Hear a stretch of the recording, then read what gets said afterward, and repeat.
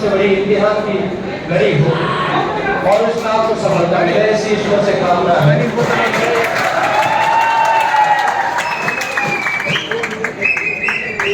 माँ शारदे और माँ सरस्वती निश्चित रूप से ऐसा आपको सफल बनाए, क्योंकि किसी ने ठीक लिखा है कि मुस्कुराती हुई जिंदगानी चाहिए, मुस्कुराती हुई जिंदगानी चाहिए, स्वर जिंदगी की जागृत कहानी चाहिए, मुस्कुराती हुई जिंदगानी चाहिए, स्वर जिंदगी की जागृत कहानी चाहिए,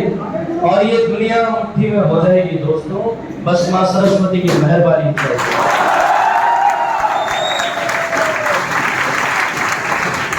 उस वीणा पानी माँ शारदे का आशीर्वाद आप सब पे बना रहे,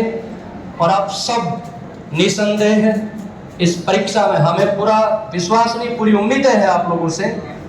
कि आप बेहतर रिजल्ट इस संस्थान को देंगे, और पास होने के साथ साथ बहुत अच्छी रैंक के साथ में इस संस्थान का, आपके परिवार का, आपके गांव का, आपके समाज का नाम रोशन करेंगे, ऐसा पूरा विश्वास और उम्मीद आप लोगों से। कभी सिद्धार्थ देव की दो पंक्तियां मुझे याद आती है, मेवाड़ के बहुत बड़े कवि है, उन्होंने उस माँ वीणा पानी से, माँ शारदे से वरदान मांगा है कि निश्चित रूप से माँ शारदे से हम क्या बनना चाहते हैं,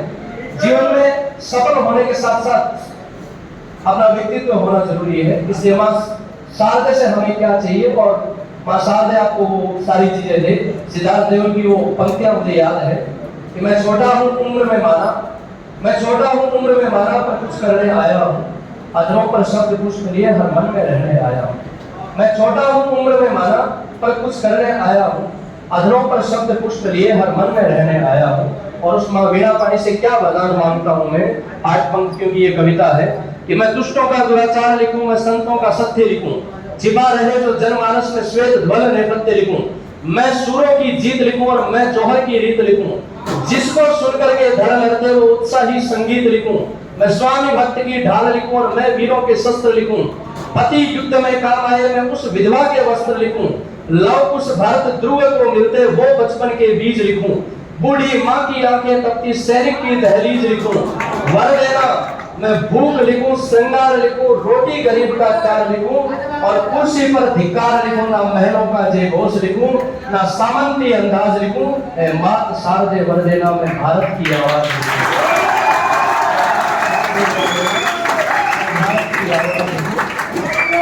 वो शक्ति, वो शिक्षा, वो नैतिकता, वो ज्ञान माँ वीणा पानी आप सबको दे, और निश्चित रूप से आप उस पीढ़ी में जा रहे हैं जो राष्ट्र निर्माता कहलाता है, जो समाज का निर्माता कहलाता है, जिसे हम शिक्षक कहते हैं। आपके जीवन के इतने बसंत आज तक आपने जिए हैं, 18 जून से पहले, आपके इम्तिहान से पहले आपने जीवन में अलग अलग अवस्थाएं जी होगी, आपने अपना लगनपन देखा होगा, आपने अपने जीवन के अलग अलग युवा अवस्थाएं देखी होगी,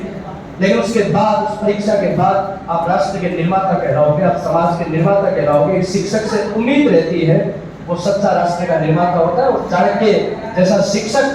आप सब में झलकना चाहिए, जिसमें हिम्मत होती है एक छोटे से व्यक्ति को निखारने की,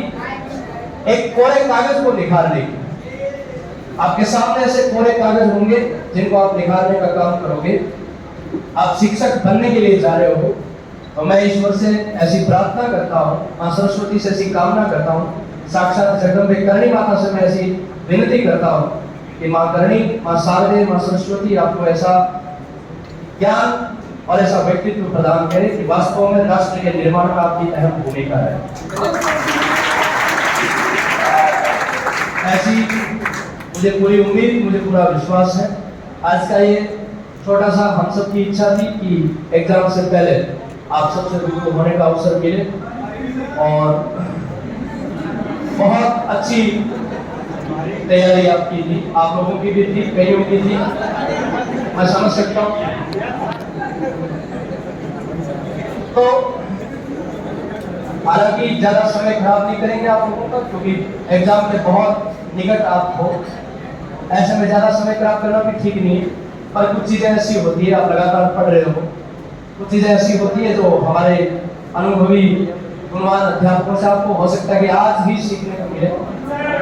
किताबों से भी आगे बिल्कुल पवन सर, संदीप सर,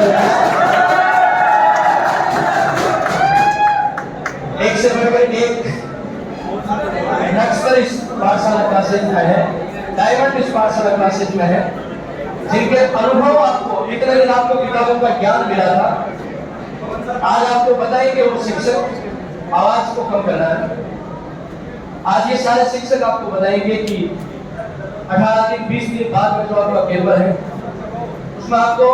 प्रश्न पत्रों के साथ साथ और किन बातों का ध्यान रखना है। व्यवहारिक ज्ञान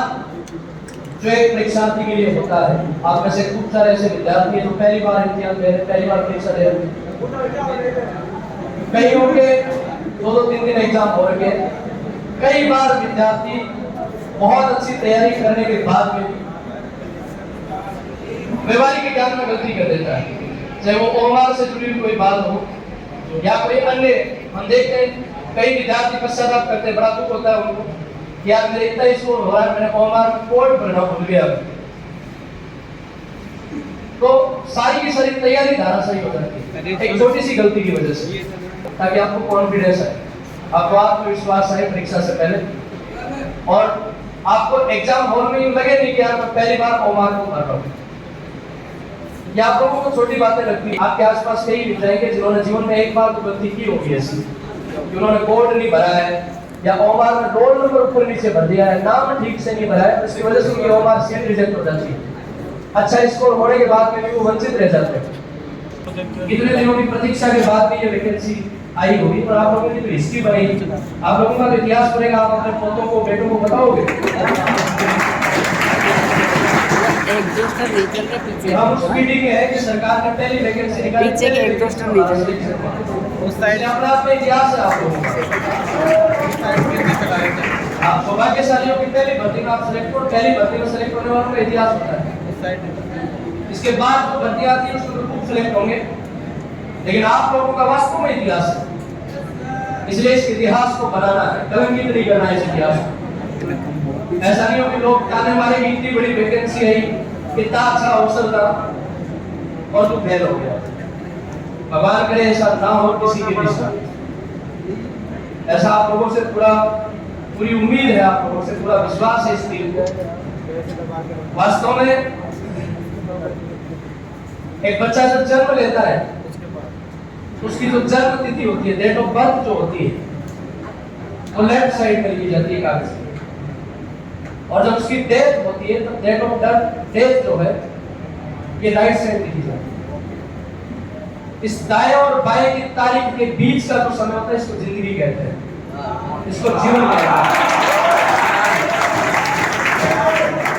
और इस जिंदगी को ऐसा जीना है कि पर्दा गिरने के बाद में भी तालियां बजती रहें। उसके लिए आपको कुछ ऐसा बनना है कि लोग वास्तव में आपसे उत्साहित हो, वास्तव में आपसे प्रेरित हो, और पर्दा गिरने के बाद में ये कहे कि शख्सियत बहुत गजब की थी, वास्तव में आदमी बहुत गजब का था। आप लोगों की प्रेरणा करेंगे तब जाकर के समाज में हमें लोग पूजेंगे, हमें मानेंगे। और प्रेरणा बनने के लिए निस्संदेह हमेशा आज के जमाने में सरकारी नौकरी बहुत इंपॉर्टेंट है, इसलिए इस सरकारी नौकरी को आप लोगों को हासिल करना है, ये प्राप्त करना है। बालूजी बैरागी ने ठीक लिखा है, कई बार असफलता मिल जाती है और असफलता मिलने के बाद में कई बार विद्यार्थी हताश हो जाते हैं। जीवन के दौर में सफलता और असफलता ये दो ही स्वाद होते हैं, कई बार सफलता का स्वाद मिलता है, कई बार असफलता का स्वाद मिलता है, बाकी के स्वाद व्यर्थ होते हैं। तो हो सकता है कि कई बार असफलता का स्वाद भी आपने चखा होगा, और इस बार सफलता का स्वाद चखना है। बालूजी बैरागी ने लिखा है, एक बाती के लिए जो उम्र भर जिंदा रहा, एक बाती के लिए जो उम्र भर जिंदा रहा, और वो भी ना जली तो फिर शर्मिंदा रहा, उस दीप से यूं कह रहा मैं व्यर्थ में रो नहीं,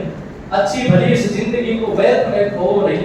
संकल्प को साधे बिना धरती नहीं हिल पाएगी, और आग जो जिंदा रखी तो बातियां चल जाएगी। अपने अंदर जिंदा रखना है। कंपटीशन बहुत तेज है, आप लोग और भी बहुत सारे इम्तिहान दिए होंगे, बहुत सारी परीक्षाएं दी होगी। अभी हाल ही में जो पेपर हुए हैं, वीडियो प्री का आपने पेपर दिया होगा। इस राजस्थान में खूब कंपटीशन है और इस कंपटीशन के दौर में इतना कंपटीशन है, घोड़ों का कंपटीशन होता है। उस घोड़ों के कंपटीशन में सारे घोड़े लगभग एक साथ पहुंचते हैं। घोड़ों की जब रेस होती है, कान की जो कनौती होती है, उस कनौती से फर्स्ट और सेकंड का डिसीजन होता है कि कौन से घोड़े की कान की कनौती पहले